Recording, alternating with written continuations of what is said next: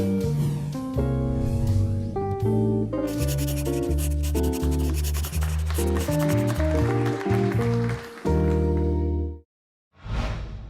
there, welcome to MNB World Talk Show's brand new episode. Well, today we have invited a very eloquent woman who's a book lover. She has translated the eldest Mongolian epic Jangar into English. Well, she's a freelance translator and researcher, Mrs. Delgermaa Ganbat. Hello. Yep, hello. Thank you for receiving our invitation. And thank you for inviting me.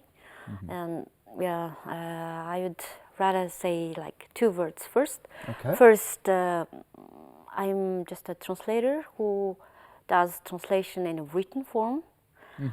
So I speak less. So sorry if there would be some mistakes, because I'm not really good at speaking. And secondly, I have never been to any English-speaking country. So You had never been to English-speaking country? Yes, I have Well, never that been. is a very interesting fact. So it's like a warning, you know, because I've never been to any other countries that speaks English. So there might be some small mistakes, hopefully not. No, it doesn't matter. Yep, It doesn't yep. matter. You're a great translator. Well, anyway, let's start with our first question. What kind of personal development or what kind of new facts have you learned during this progress? Well, Mongolian folklore, the oral traditions, have always fascinated me. I loved reading fairy tales and epics since my childhood, since I learned reading. And during my publishing the international magazine, I've translated several Mongolian epics. Like it was like exercises and preparation for doing this. And then last year I had this request to translate this heroic epopee, and Mongol Jangar, like according to researchers, it's at least it was composed some 500 years ago. It'll date back to 15th century, and it consists of some 11,000 lines. 11,000 lines. Yes, and actually. And all of them are poetic. Yes. Just in addition. Yes. And actually it's just, I actually had the courage to say yes. I just considered a lot. And then just finally I thought, just like basing, on the basis of my like lifetime dream of translating and introducing Mongolian folklore, what I found was actually I've deepened my admiration and fascination of Mongolian folklore, because how I see our nomadic civilization is it's purely based on love and respect. Love and respect. Yeah, it's like love and respect toward the nature, love and respect toward the animals, not only just this livestock, but also this wildlife, and love and respect toward each other, and love and respect toward homeland. And then I really found this love and respect from this heroic epopee.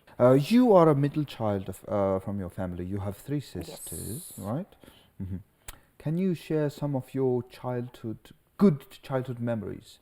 I know from these studies that you were so into Mongolian famous novels.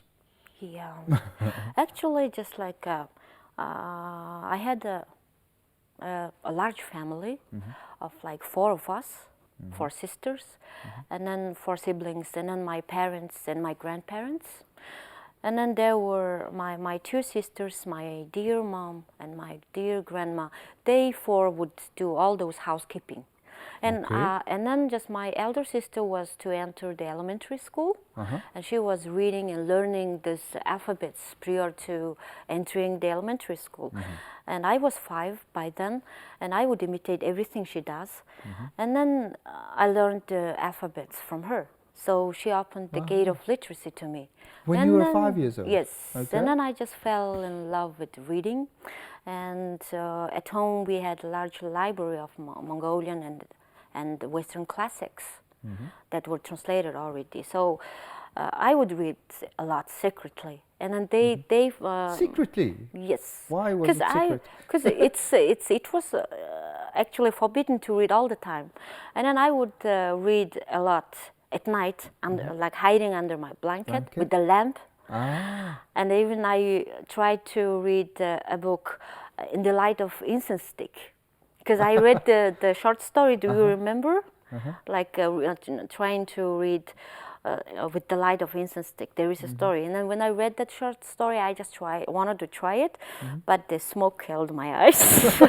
Yeah, and then I would pretend to read my school textbook, but under it I would hide my books that I really want to read, and some of them I wouldn't really understand, but I would read again and again to trying to find out, because when I was like 8, 9-year-old, I wouldn't really understand such large novels like Mist and Fog or The Wrath of Heart, you know. And then it was all about this historical, how to say, hard times in our history. And then all those heroic and loyal, those righteous people who were having hardships, it really made my just like little heart of those little girl, it really made me feel hurt.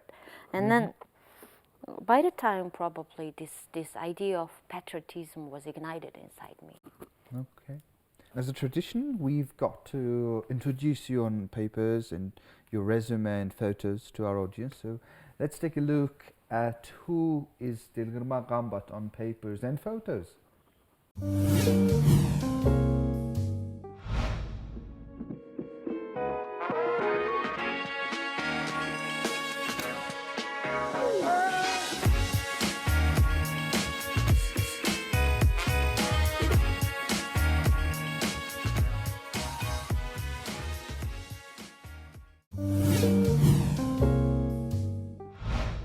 Wow, so many hard work, especially because it's a translation, and translation work, it's time and energy consuming work. I am so fascinated with this, with our history and culture and those folklore and this folk wisdom that was that has been transmitted to us for thousands of years. Every time I do something, I learn something, and I enjoy my learning. And I'm really happy that there will be more people to learn more about our country and our culture. And you were a very odd student. Can you? Yeah. I know for a fact because we've met with your teacher. No, I'm kidding. So can you share some memories? What I remember, the first memory is that at the graduation class, it was a translation practice thing at the class. So you're doing your bachelor there at the Yeah. University of Humanities, Yeah, okay?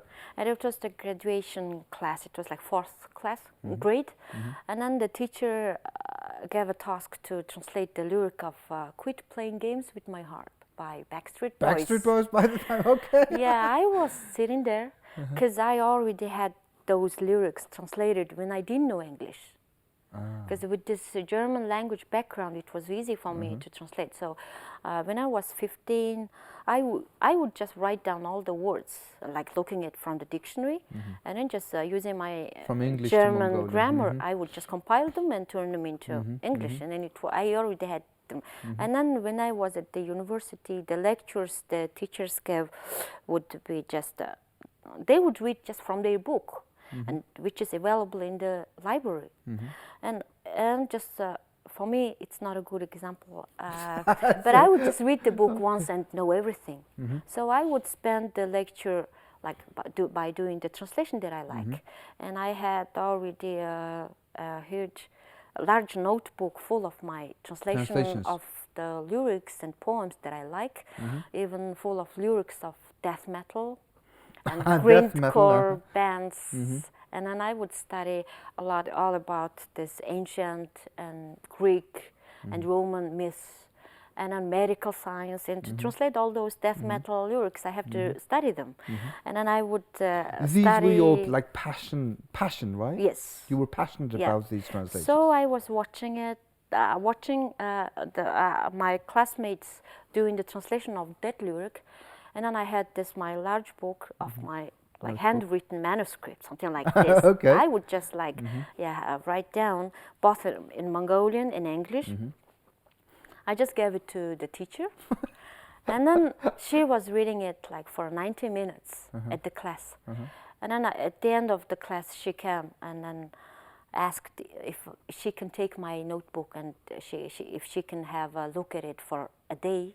I was like, no, home, because I never leave it away from me. I just like, okay, I understand. I saw what you can, so you can skip this class. I was like, oh, thank you. Wow. Well, I mean, this is ancestral gift that you have. It's a very precious gift. Yeah, I'm always thankful for that, to my ancestors and to my beloved ones, to my family. So it's like full of gratitude. Gift and talent, right? Yeah. Well, you do translation. Translation is your life, we could say. I mean, it's a big part of your life. How do you prepare yourself before going into big translations? What I really prefer is I just really need to sense the work that I am going to translate. Sense the spirit of that. That work, that content, right? When I just really feel it in my native tongue, and then the words just flow itself. And sometimes it's really, I'm just really curious that some English words, they just flow into my mind, which meaning I actually sometimes don't even realize or I don't know. And I check it with the dictionary, and it's the exact word. So it's like that's weird.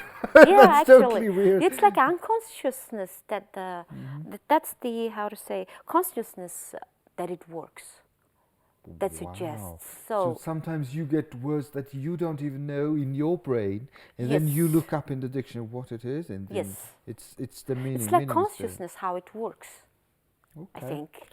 You have published Sunny Mongolia Today, International Railway magazine. Yes.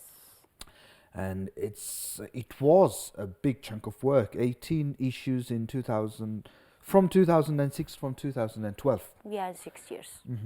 So this is purely to promote Mongolia, Mongolian heritage, who we are, what kind of culture do we have. Yeah. After doing this, what have you learned? Actually, the lesson that you learned from this work. Yeah. Aftermath. Yeah. Actually, the initial idea was just my friend suggested, because I would never dare to do it. I would do simply just my translations. I would enjoy in my corner, just reading and translating and doing simple things. And then I wrote some articles for the in-flight magazine. And then my friend was like, yeah, let's do it. There is another kind of large international gateway. It's our railway. So we have to do a magazine so that we can promote Mongolia to everyone, because they will have at least like 1 day and a half to Beijing, or even 6 days to Moscow. And instead of just sitting there having nothing to do or playing cards, they should be reading all about Mongolia. And we started doing it, and it was distributed for free. And then without just wasting any money, we would be doing things ourselves. I would be responsible for all the writings, like compiling the articles and then translating it. It's like 500,000 characters for one issue, as I estimated. And then by the time I used to work at the Arts Council of Mongolia, so it was just a power and the inspiration of the youthfulness, I think. Yeah. And then, it's like a crazy thing, because we really want to show the different aspects of Mongolian culture.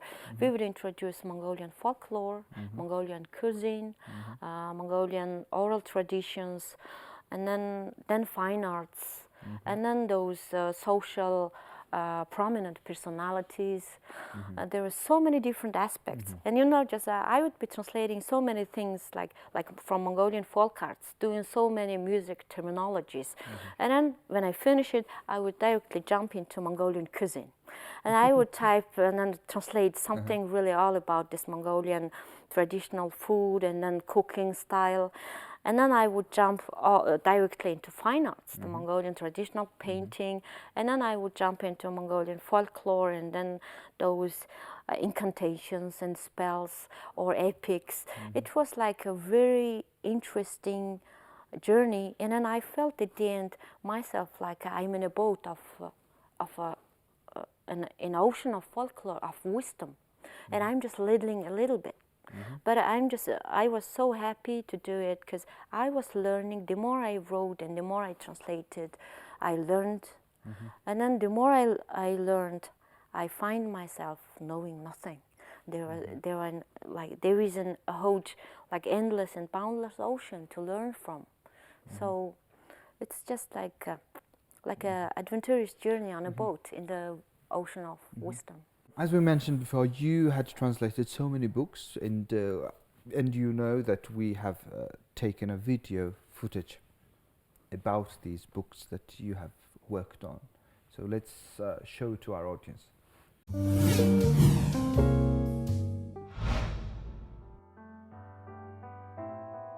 Very first translation was this Word of Heaven, this catalog of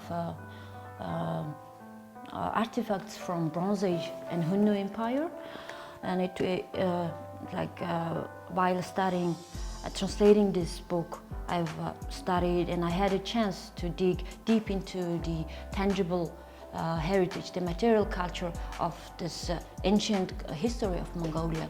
And I really find myself lucky to see and touch and feel the real antique arts of Mongolians. And also one of my most favorite book is this one, the masterpieces of Bhautan Palace Museum.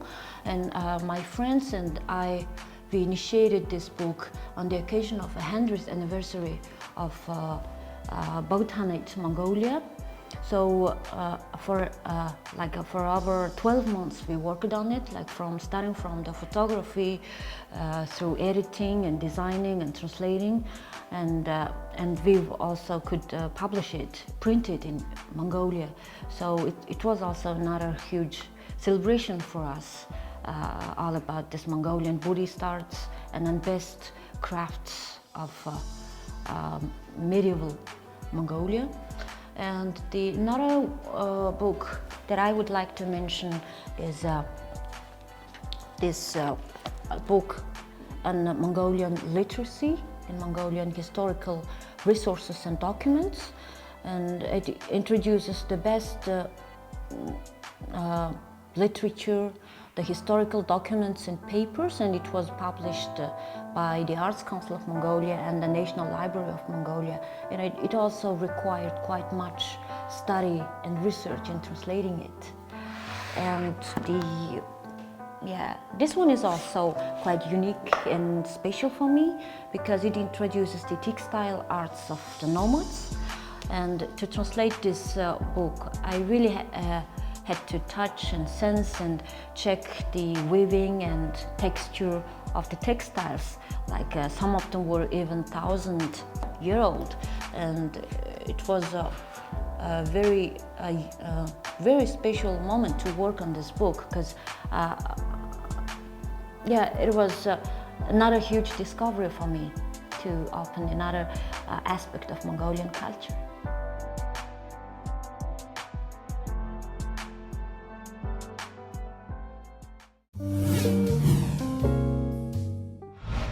Well, books and translations. Let's put literature aside for a while and let's talk about music. You have big appetite for rock music, I believe. I used to. Used to? Not just the rock, it's metal. And then my favorite was grindcore and death metal. Death metal, yes, yes. I was going to ask about that because you have this style. You have tattoos all over your body. So why did you like it? Now, looking back, why did you fall in love with death metal? Yeah. What did it give you? It's actually another adventure, you know. I was raised in such a happy family.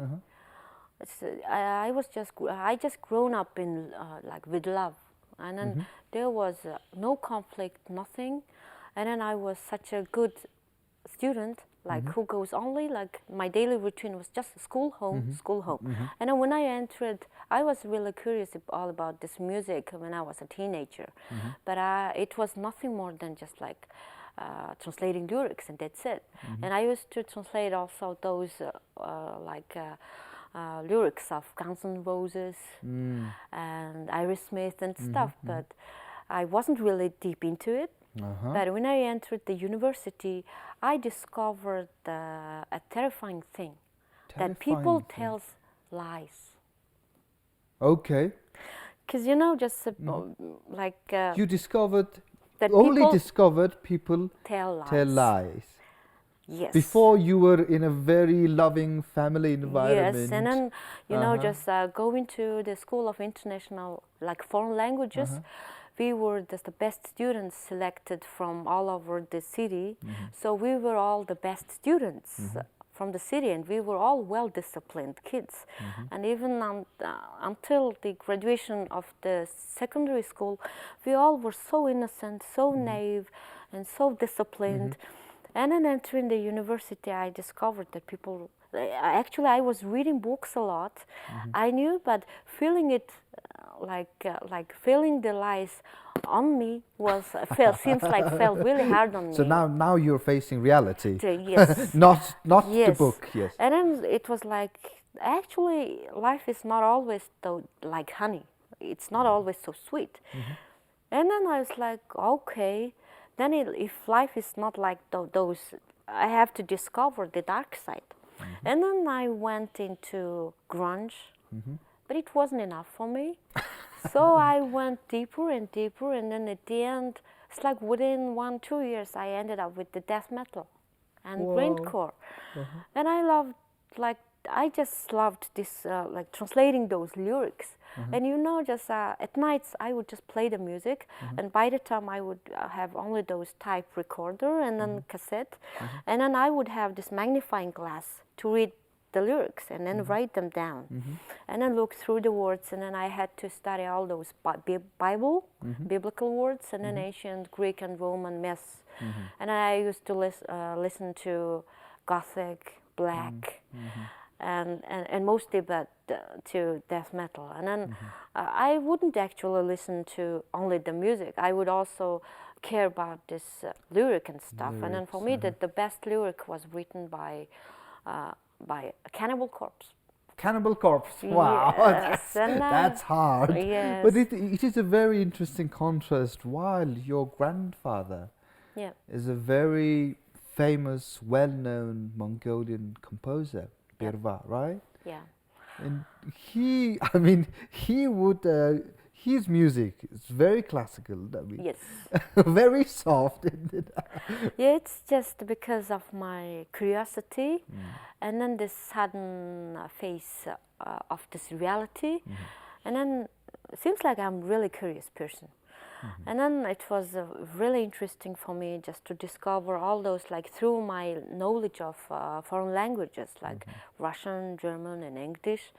I really loved discovering this Western world. And then it's not just Western world. I was more into this extreme aspects, Extreme aspects, yes. You really digged deep into. And then I had this.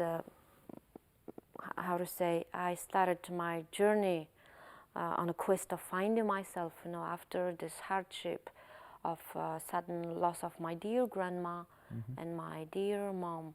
Like within 4 months, I lost 2 of them both. And then I started my journey of finding myself.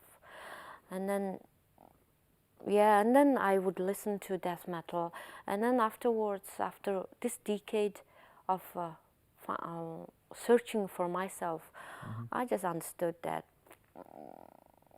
it's running away never solves the issue. And then just one has to really face the problem, face the suffering, and look at it from a positive aspect, and accept it as from positivity, and then treat it from sincerity, and then try to find a solution. Face it and solve it. So it was a long quest, actually. Long quest, and you found the solution. Yeah. And I met my husband. Oh yeah, and life. And then from death metal, I turned into long song. Long song, wow. Yes. Mongolian long song. Yeah, from the deep bottom toward like heaven, If I compare it, it's like that is a huge contrast. Yes, I'm like it seems like I live between contrasts. Oh yes.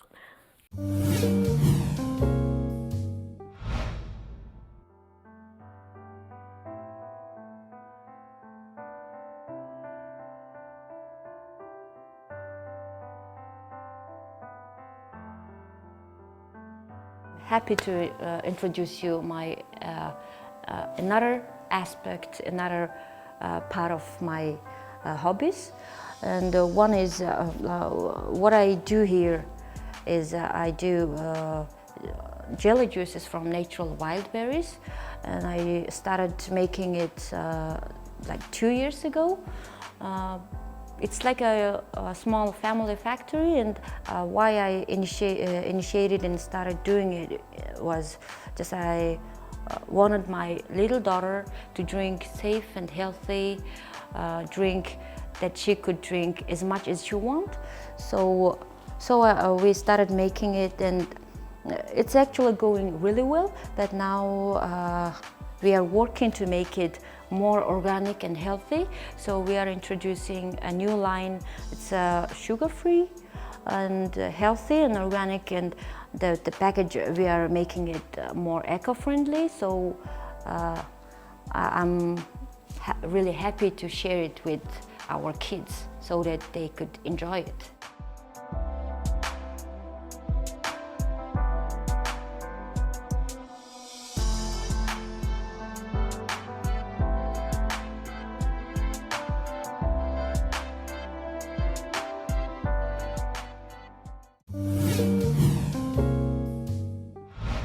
Okay, you've produced Mongolian organic juice, which is a rich Yeah. in vitamins. I mean, this is named. It's really cute name. Age Negi Chage. Yeah.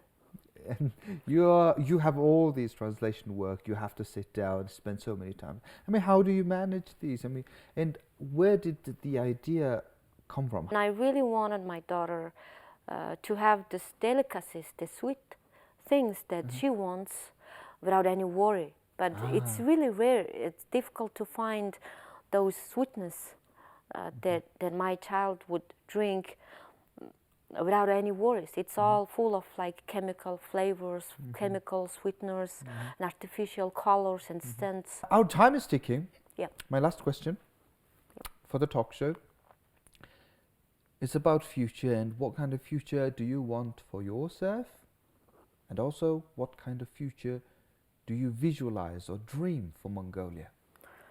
Give me some details. Yeah, like for me, if every person, I deeply believe every person has its inherent gift. And if they discover and do their best through their gift, and then it's their contribution to their homeland.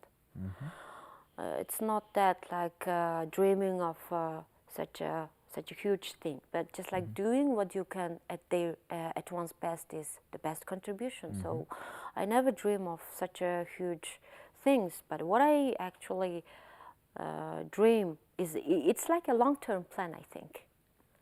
Not a dream anymore.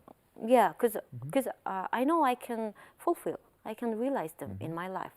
So when I get old, like a hoary old lady, I wish to compile a large, huge, comprehensive dictionary of lyrical words. Lyrical words. Yes. Oh, that's cute and very simple, but yeah, and I want nice. to translate more of Mongolian epopeas, because it's actually the simplest way of expressing the ideology and view of nomadic people, nomadic culture to the people of the world. So, like I just want to translate more of Mongolian folklore to promote and to introduce it to the people of the world. So, yeah. Well, thank you very much. It's beautiful. Thank you. So I wish you good health and good luck with all of your endeavors. Yeah, thank you because health is the best, the most wealth for us. Well, this has been Miss Delgermaa Ganbat. She's a freelance translator, researcher, book lover. I hope you loved our conversation. We will see you with our next brand new episode next week, and until then, goodbye.